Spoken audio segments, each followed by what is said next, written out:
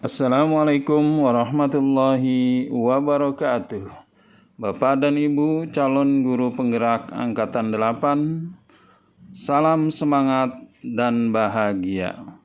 Perkenalkan, nama saya Dani, calon guru penggerak atau CGP Angkatan 8 dari Kabupaten Bekasi.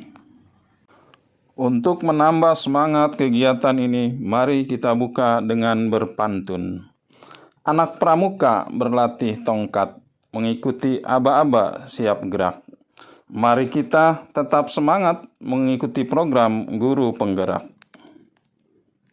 Pada kali ini kita akan membahas kesimpulan dan refleksi pemikiran Ki Hajar Dewantara pada modul 1.1. Mari kita ingat kembali berupa pertanyaan dari modul 1.1. Yang pertama, tinjau kembali tugas individu dan kelompok yang telah dikembangkan pada fase mulai dari diri, eksplorasi konsep, ruang kolaborasi, dan demonstrasi kontekstual. Kemudian yang kedua, buatlah sebuah kesimpulan dan penjelasan mengenai pemikiran-pemikiran Ki Hajar Dewantara yang telah dipelajari dalam modul ini. Yang ketiga, buatlah sebuah refleksi dari pengetahuan dan pengalaman baru yang diperoleh dalam modul ini dan perubahan diri yang dialami dan akan dipraktikkan di sekolah dan kelas. Yang keempat, ceritakan proses pembelajaran dan suasana kelas yang mencerminkan pemikiran Ki Hajar Dewantara secara konkret sesuai dengan konteks lokal, sosial, budaya di kelas dan sekolah. Pada modul 1.1, baik tugas individu dan kelompok, kita mengerjakan refleksi filosofis pendidikan nasional Ki Hajar Dewantara.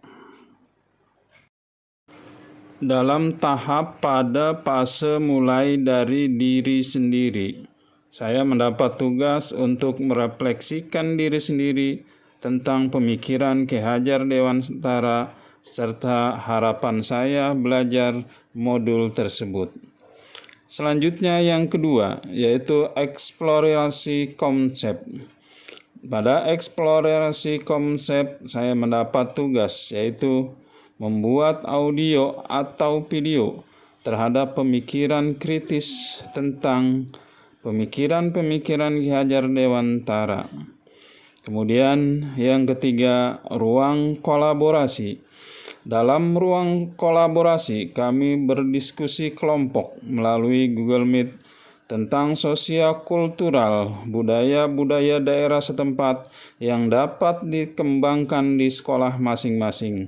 Dan juga kami berdiskusi tentang kenali dan menebalkan laku murid sesuai dengan pemikiran Ki Hajar Dewantara, yaitu seorang anak sudah mempunyai garis dan garis itu harus kita tebalkan.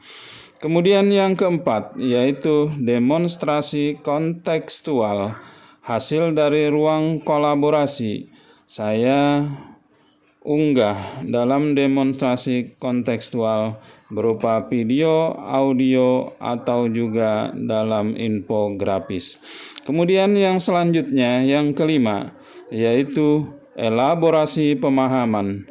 Kami juga berdiskusi dengan teman dan instruktur melalui Google Meet tentang pembelajaran dan pemikiran Ki Hajar Dewantara, dan juga kami berdiskusi untuk mencari solusi dari permasalahan-permasalahan yang ada di sekolah masing-masing dikaitkan dengan pemikiran Ki Hajar Dewantara.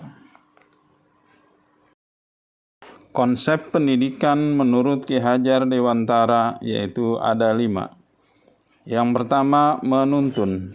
Yang kedua, merdeka. Yang ketiga, kodrat alam dan kodrat zaman. Yang keempat, budi pekerti. Yang kelima, pendidikan yang berhamba pada anak. Maksud daripada menuntun adalah kita sebagai seorang guru harus memberikan suri tauladan yang baik sesuai dengan semboyan dari Ki Hajar Dewantara, yaitu ing ngarsa sung tulodo.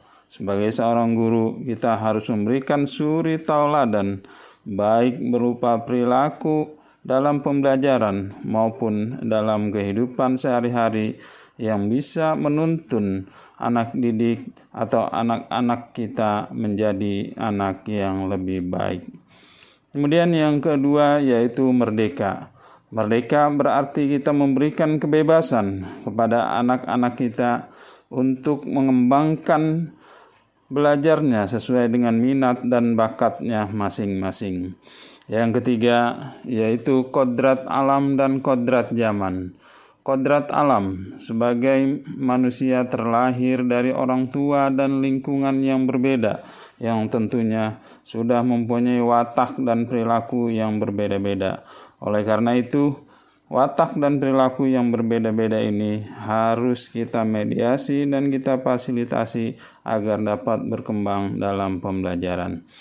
Yang selanjutnya, kodrat zaman. Kodrat zaman berarti kita harus bisa menerima kemajuan teknologi. Kita tidak boleh menutup diri terhadap teknologi-teknologi yang masuk ke Indonesia, di mana teknologi itu yang kita gunakan adalah yang bisa mendukung pembelajaran anak. Kemudian budi pekerti. Budi pekerti ditanamkan sejak dini. Diadakan pembiasaan-pembiasaan di sekolah, seperti ketika akan masuk sekolah, berbaris di depan kelas, kemudian berdoa setiap akan memulai pelajaran. Begitu juga sebaliknya setelah pembelajaran selesai dan diakhiri dengan kegiatan pembiasaan seperti sholat zuhur berjamaah dan lain sebagainya. Kemudian yang kelima yaitu pendidikan yang berhamba pada anak. Pendidikan yang berhamba pada anak ini berarti bahwa pendidikan itu harus berpusat pada anak, jangan berpusat pada guru.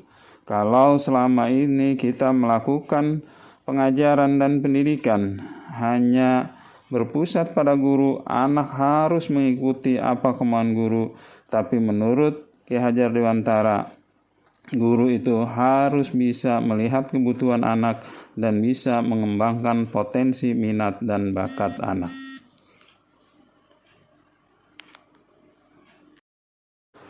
Proses pembelajaran yang mencerminkan pemikiran Ki Hajar Dewantara. Banyak kegiatan-kegiatan yang bisa kita lakukan dalam pembelajaran tersebut. Apakah kita sudah menerapkan pemikiran Ki Hajar Dewantara dalam proses pembelajaran? Ada 3 renungan buat kita. Yang pertama, apa yang saya percaya tentang murid dan pembelajaran di kelas sebelum saya mempelajari modul 1.1. Yang kedua, apa yang berubah dari pemikiran atau perilaku saya setelah saya mempelajari modul 1.1 ini. Kemudian yang ketiga, apa yang bisa segera saya terapkan lebih baik agar kelas saya mencerminkan pemikiran Ki Hajar Dewantara. Untuk menjawab pertanyaan-pertanyaan itu, yang pertama, saya percaya tentang murid dan pembelajaran di kelas sebelum saya mempelajari modul 1.1 bahwa peran guru lebih dominan dibanding peserta didik. Peserta didik kurang aktif dan kurang motivasi dalam proses pembelajaran, pencapaian materi, dan KKM. Merasa gagal jika banyak peserta didik yang tidak mengerti dan tidak tuntas. Kurang memahami karakteristik peserta didik. Suasana kelas yang tertib, disiplin, dan anak-anak paham adalah fokus utama saya.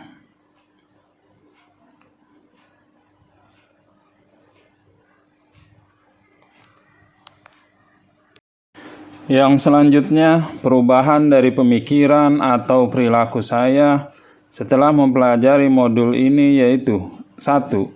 Memberikan peserta didik kebebasan menyelesaikan setiap tugas sesuai dengan minat, bakat, dan kreativitasnya masing-masing. 2. pembelajaran berpusat pada anak dengan memberikan stimulus pertanyaan yang menarik untuk dijawab. Yang ketiga, menghargai setiap karakteristik belajar anak serta memberikan apresiasi atau reward kepada mereka agar lebih termotivasi dalam belajar serta meniadakan punishment.